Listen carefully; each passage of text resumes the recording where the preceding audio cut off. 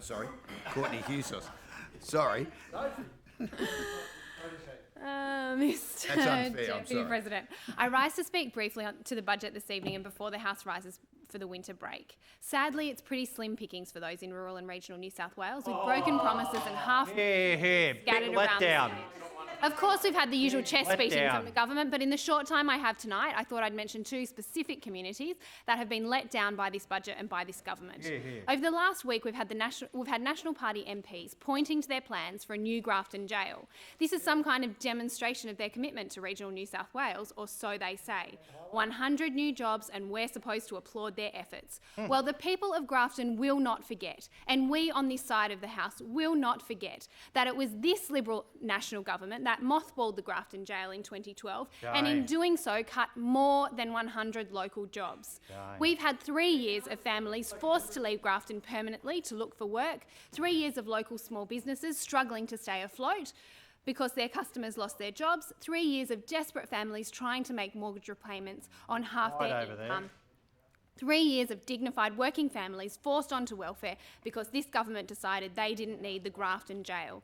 And with this trail of destruction behind them, now the National Party has the hide to seek accolades for their new plan. A reversal plan that won't even deliver all of the original jobs back, and a plan that expects these desperate families to wait another 3 or 4 years for employment. This is their commitment to regional New South Wales. And I will say emphatically, regional communities deserve more than this. They deserve more than a government that cuts jobs on a Monday, apologises on a Wednesday, and shortchanges the community yet again on a Friday. Similarly, the people of Monero have been let down by this government. During the election, the member for Monero promised to build a new police station in Queanbeyan if his government was re-elected. The member was joined by the Premier in Queanbeyan to announce $15 million for the project. He said, and I quote, "It's a commitment from this government that shows places like Queanbeyan and Monero are part of the plans for the New South Wales government in the future." So I was interested when the member for Monero put out a media release on Tuesday with the title New South Wales Budget 2015-16. Generously, according to the media release, the Queanbeyan Police Station project has increased from $15 million to $17 million. Remarkably, though, it's nowhere to be found in the budget papers.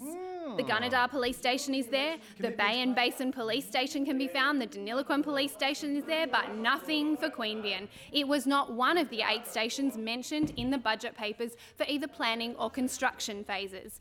There is no clearer illustration than that when it comes to regional New South Wales. Those opposite cannot be trusted.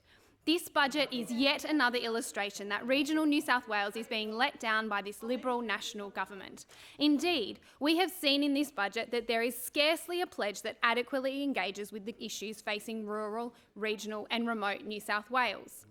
But this view does not just emanate from those of us sitting on this side of the chamber. It's held by community organisations such as the Country Women's Association and New South Wales Farmers. Read their whole statement. As has been said in the chamber already today, it was the President of the Country Women's Association, Tanya Cameron, who said in the Singleton Argus today, "Thanks for nothing," while noting that the budget contained virtually no new initiatives for New South Wales farmers and their families.